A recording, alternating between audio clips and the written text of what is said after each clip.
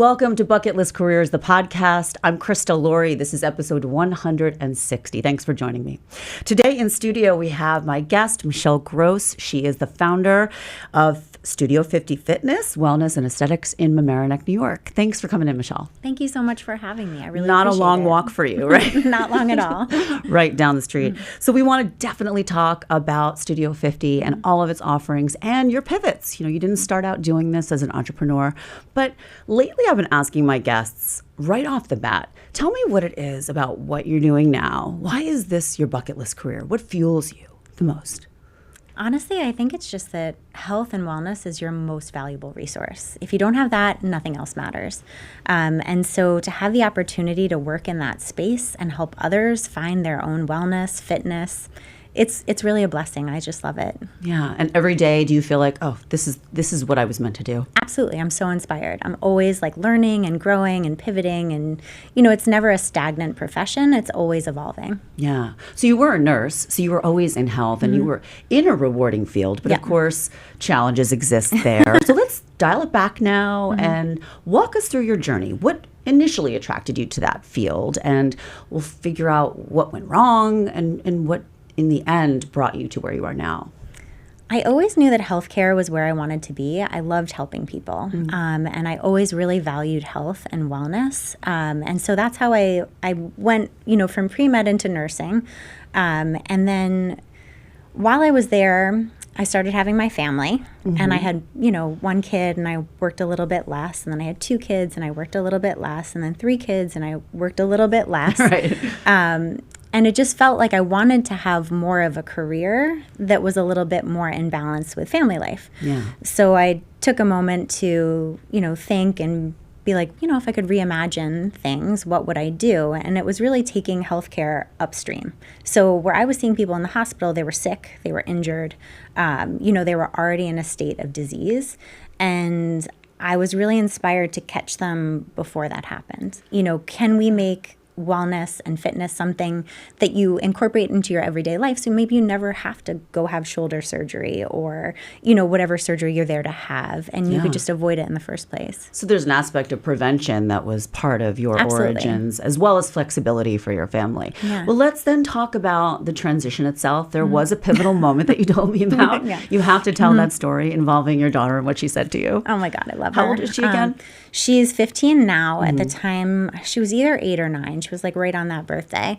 And she's a very talented singer and actress. Okay, we're getting into that too. She genuinely is. And she had wanted always, her dream was to be on Broadway. And I didn't want her to have that life necessarily because I didn't really understand it. Yeah. So I just wanted her to enjoy being a kid and not working, doing it for fun, performing locally. And she kept having opportunities where people, you know, were giving her, you know, maybe an interview with an agent or a manager, and I was sort of, you know, getting in the way of it. And she said to me one day in the car, she was like, "Mom, when are you going to realize you are the only thing holding me back?" Whoa, right? The maturity of that concept. And she was right. I was. And I realized that I was holding myself back too. Yeah. So, you know, like, you know, when you're in a concerns family. about being a mom and that kind of industry, but that was an eye-opener for you. Right. And also for myself, like, I really wanted to take this dream to the next level. I just was afraid to do it because I had a good job at the hospital and I had young kids. And, you know, was I allowed to like dream a little bit bigger and, you know, go out on a limb and, you know, put my family potentially in a little bit of financial jeopardy? Like, you know, that's a big risk. Right. So we both decided to take that risk together. I love it. Yeah, we did our year and of she yes. actually did get a role on Broadway in Frozen, right? She did, yeah. She was young Anna. She got her second audition, which was insane.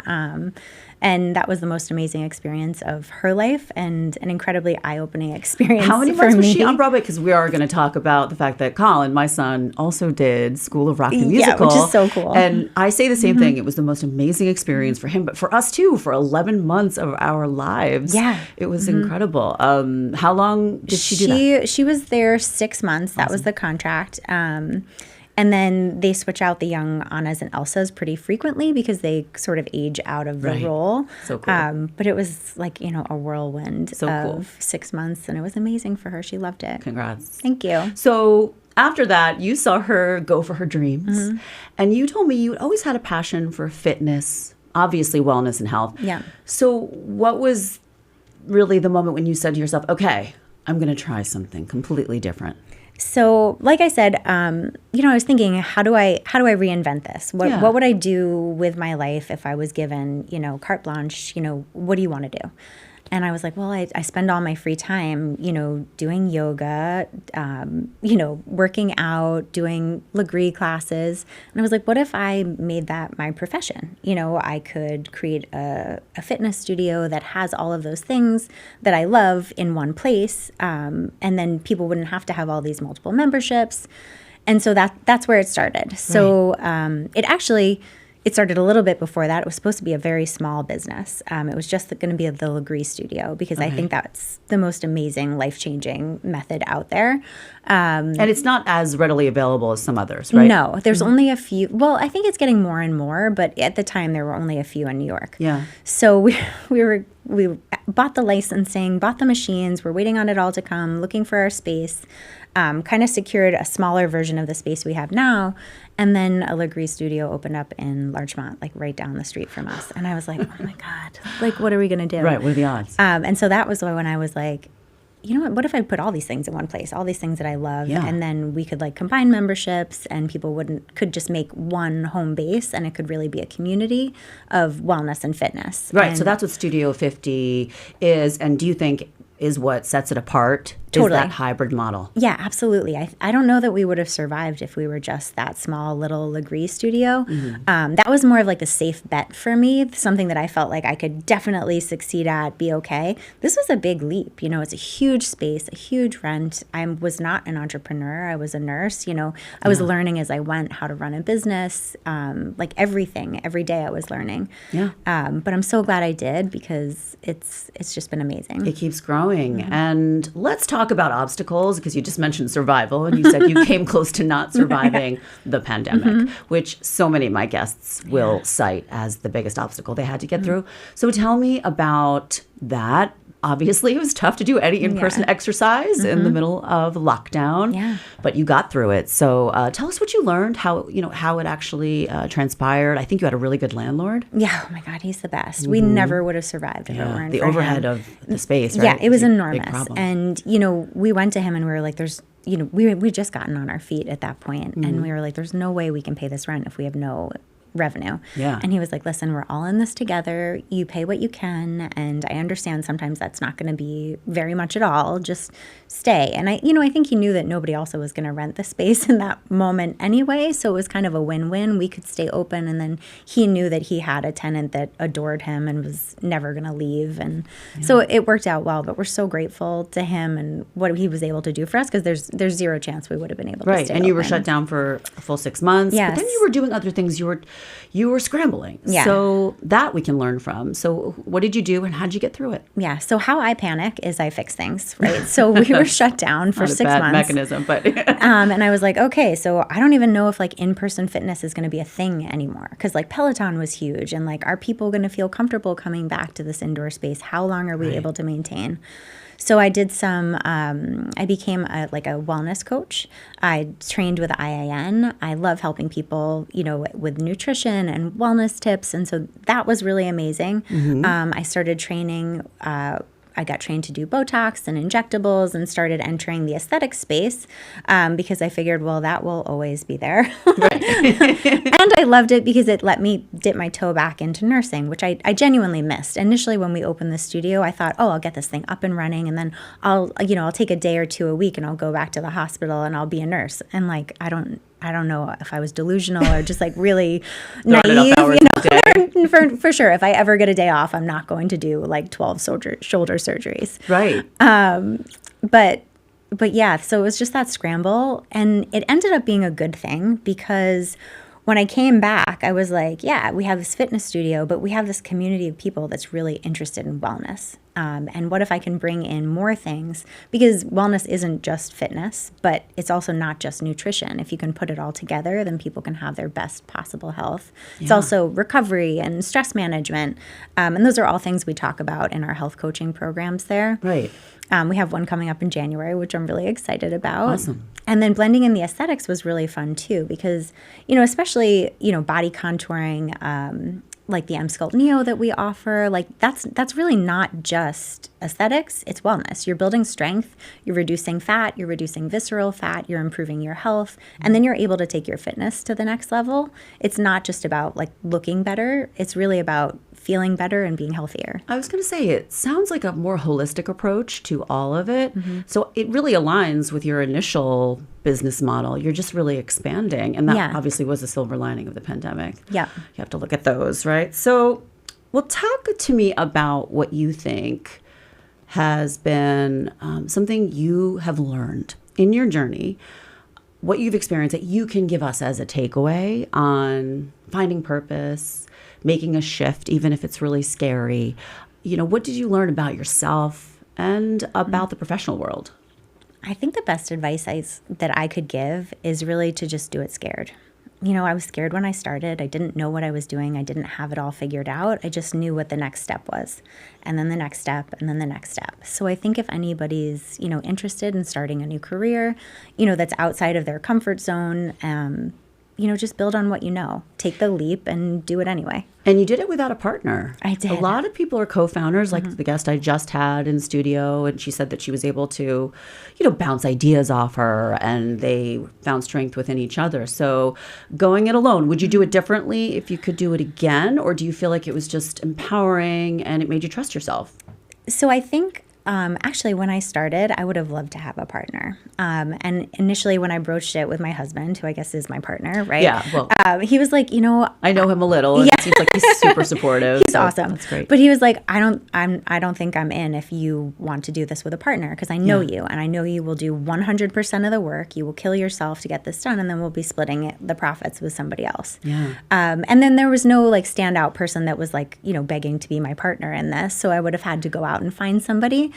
So I am glad that I did it myself. And honestly, I am blown away that I was able to be successful in it. I wasn't sure if it was going to work out, and I definitely didn't think it was going to be as successful as it is. So I'm so grateful for the opportunity. What's the 5-year plan for you guys? Do you see yourself in other parts of the county?